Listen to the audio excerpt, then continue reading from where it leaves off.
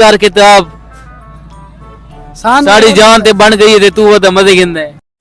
चल झूठा सानी रोल लेता ते आप की करे ना वदे बंदा वो मजे गिंदा होते बात तू ही मजे गिंदा, तू क्यों रोल वदे